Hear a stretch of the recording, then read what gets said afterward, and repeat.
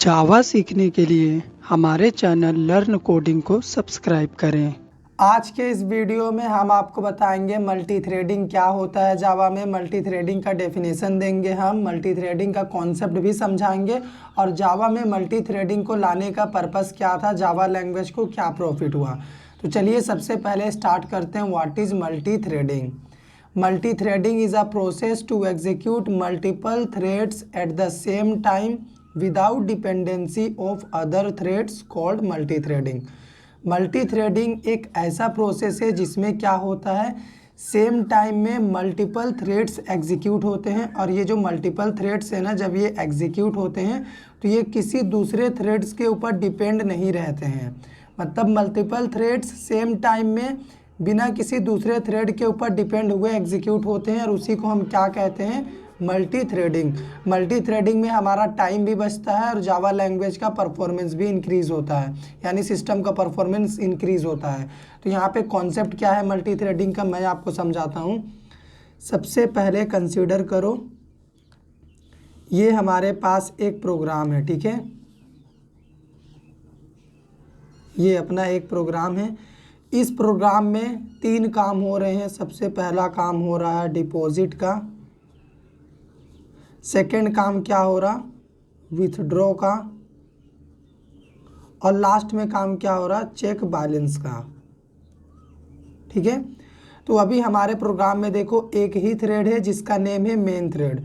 तो main thread इस programme को जब स्टार्ट करेगा एग्जीक्यूट करना, तो पहली लाइन से स्टार्ट करते हुए यहाँ तक आएगा वो। तो मेन थ्रेड को इस काम को करने में, पूरे प्रोग्राम को एग्जीक्यूट करने में मान लो 20 मिनट्स लग रहे हैं, ठीक है, या फिर 30 मिनट्स, आप कुछ भी समझ लो, 30 मिनट्स लग रहे हैं। तो हम क्या कर सकते हैं, जब इस हमारे एक सिंगल प्रोग्राम में हम 3 ऑपरेशन को, 3 सब टास्क को परफॉर्म करा रहे हैं, तो हम इन्हें अपने हिसाब से 3 पार्ट्स में डिवाइड कर सकते हैं। और 3 पार्ट्स में डिवाइड करने के बाद हम इन्हें अलग अलग थ्रेड्स बना के रख सकते हैं। जैसे हमने यहाँ पे 3 थ्रेड्स बनाया, T1, T2, T3। तो अभी ये JVM जो है ना, JVM प्रोग्राम को कभी भी डायरेक्टली एग्जीक्यूट नहीं करता, थ्रेड्स की मदद से करता है प्रोग्राम को एग्जीक्यूट। तो JVM थ्रेड T1 को रिस्पॉन्सिबिलिटी दिया है डिपॉजिट वाले ऑपरेशन को परफॉर्म कराने का, इसका रिस्पॉन्सिबिलिटी है विड्रॉ ऑपरेशन परफॉर्म कराने का, थ्रेड 3 का रिस्पॉन्सिबिलिटी JVM दिया है बैलेंस चेक करने का, ठीक है। और इन तीनों थ्रेड्स को JVM ने अलग अलग लोकेशन में मेमोरी दिया है। जैसे ये मेमोरी एड्रेस है समझो, ठीक है, अलग अलग लोकेशन में तीनों थ्रेड्स को मेमोरी मिला है, तीनों अपने ऑपरेशन को परफॉर्म कराएंगे इंडिपेंडेंटली। तो मान लो यहाँ पे एक यूज़र है, 3 यूज़र हम बनाते हैं। अभी ये जो पहला यूज़र है ना, इसका नाम कंसिडर करो राज है। ये उस पहले रिक्वेस्ट कर रहा है डिपॉजिट के लिए, इसे कुछ पैसे डिपॉजिट करने हैं। तो T1 थ्रेड तुरंत एग्जीक्यूट होगा, डिपॉजिट का काम होगा। सेम टाइम में अपना ये राहुल यूज़र जो है ये भी रिक्वेस्ट कर रहा है उसी सेम टाइम में जिस टाइम में इसने डिपॉजिट का रिक्वेस्ट करा। तो अगर एक अकेला मेन थ्रेड होता तो वो पहले इसके रिक्वेस्ट को सुनता, उसके बाद इसके रिक्वेस्ट को सुनता। जब तक इसका काम मेन थ्रेड अकेले करता ये चुपचाप बैठा रहता। लेकिन अभी यहाँ पे देखो हमने अलग अलग थ्रेड बना दिया है, तो सेम टाइम में डिपॉजिट का रिक्वेस्ट भी होगा पूरा, सेम टाइम में इसका रिक्वेस्ट भी पूरा होगा विड्रॉ का। और एक और यूज़र है, मान लो यहाँ पे क्या बोले इसका नाम, ठीक है, रीति, ठीक है, इसने भी रिक्वेस्ट किया, इसने बैलेंस चेक करने के लिए रिक्वेस्ट भेजा। तो अभी तीनों का काम ना सेम टाइम में होगा। हमारा ये तीनों थ्रेड JVM की मदद से सेम टाइम में एग्जीक्यूट होंगे और तीनों का ऑपरेशन एक सेम टाइम में कंप्लीट हो जाएगा। तो अभी टाइम कितना लग रहा है, 10 मिनट लग रहा।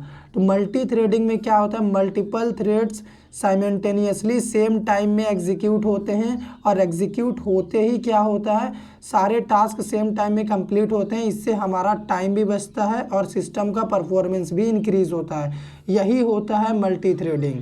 जावा लैंग्वेज आज के टाइम में जो इतना पॉपुलर है, उसके पॉपुलर होने का रीज़न है मल्टी थ्रेडिंग। क्यों? क्योंकि मल्टी थ्रेडिंग में क्या होता है, हमारा टाइम भी बचता है और मल्टीपल सब टास्क जो कि एक प्रोग्राम का ही हिस्सा होता है उसे हम सेम टाइम में थ्रेड्स की मदद से एग्जीक्यूट कर पाते हैं, जिससे हमारा टाइम बचता है, सिस्टम का परफॉर्मेंस इंक्रीज होता है। और इसमें क्या होता है कि हमारा जो CPU होता है वो आइडल नहीं बैठा रहता है। क्यों? क्योंकि जब इस यूज़र ने रिक्वेस्ट करा डिपॉजिट के लिए, तो अब ये दोनों भी सेम टाइम में रिक्वेस्ट कर सकते हैं, इसमें कोई दिक्कत नहीं है, क्योंकि ये अदर यूज़र है। हम बैंक में जाते हैं तो अगर हम बैलेंस डिपॉजिट कर रहे हैं, जमा कर रहे हैं, तो उसी सेम टाइम में कोई बैलेंस को विड्रॉ भी करेगा, कोई अपना बैलेंस चेक भी करेगा। तो इससे क्या होता है, मल्टीपल टास्क देखो सेम टाइम में परफॉर्म हो रहा है, जो कि एक ही प्रोग्राम का हिस्सा है। तो इससे हमारा टाइम भी बच रहा है और CPU भी आइडल नहीं बैठ रहा। CPU इस काम को भी परफॉर्म कर रहा है, इसको भी कर रहा है, सेम टाइम में इसको भी कर रहा है। तो यहाँ पे देखो CPU का मैक्सिमम यूज़ हो रहा है मल्टी थ्रेडिंग में।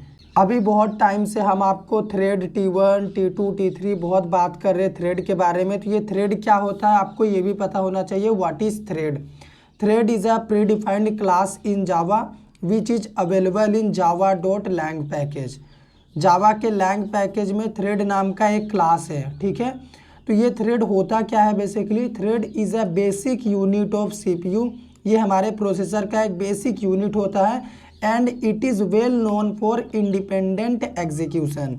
थ्रेड हमेशा इंडिपेंडेंट एग्जीक्यूशन के लिए जाना जाता है। जैसे यहीं पे हम आपको दिखाएं, T1, T2, T3 ये तीनों थ्रेड इंडिपेंडेंट एग्जीक्यूट हो रहा है, क्योंकि JVM इनको अलग अलग मेमोरी लोकेशन में स्पेस दिया है।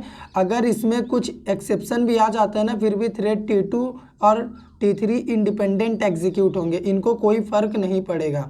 तो थ्रेड जो है बेसिक यूनिट होता है हमारे CPU का, यानी प्रोसेसर का, जो कि मल्टीपल सब टास्क को परफॉर्म कराने के लिए हम यूज़ करते हैं सेम सिंगल प्रोग्राम के अंदर। और ये क्या होता है, जावा के लैंग पैकेज में अवेलेबल है, जिसे आप प्री डिफाइंड क्लास भी बोल सकते हैं। तो ये हो गया थ्रेड क्या होता है। अभी जावा में थ्रेड क्रिएट करने का कितना वे होता है, how to create thread in जावा।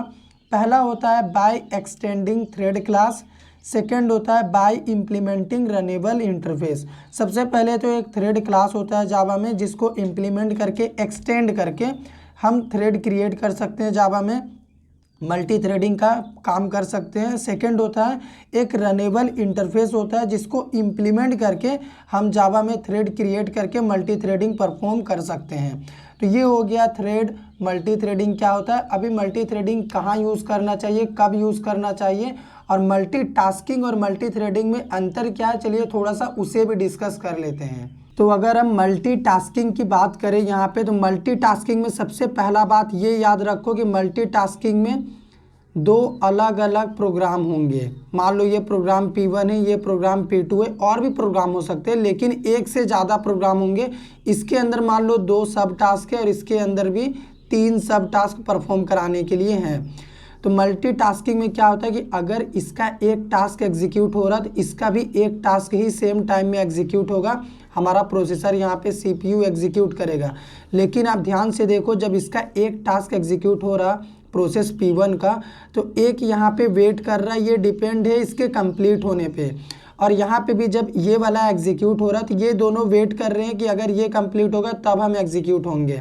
तो इसमें डिपेंडेंसी होता है और टाइम भी सेव नहीं होता है। और मल्टीटास्किंग आपको वहाँ परफॉर्म कराना है जब आपके पास मल्टीपल अलग अलग प्रोसेस होंगे, जैसे P1, P2, और उनके अंदर सब टास्क हैं और आपको परफॉर्म कराना है। तो देखो मल्टीटास्किंग हो रहा कि नहीं, यहाँ से एक टास्क एग्जीक्यूट हो रहा है, यहाँ से भी एक टास्क एग्जीक्यूट हो रहा है, 2 टास्क को हमारा प्रोसेसर एग्जीक्यूट कर रहा। तो मल्टीटास्किंग हो रहा है, लेकिन डिपेंडेंसी यहाँ पे देखो ये वेट कर रहे हैं। अभी मल्टी थ्रेडिंग की बात करें तो मल्टी थ्रेडिंग में क्या होता है, एक सिंगल प्रोग्राम ही होगा और इसके अंदर सब टास्क हो गए, यानी है ना। और इन सब टास्क को सेम टाइम में हम थ्रेड बना के क्या कर सकते हैं, बिना किसी डिपेंडेंसी के, ये भी एग्जीक्यूट होगा, ये भी एग्जीक्यूट होगा।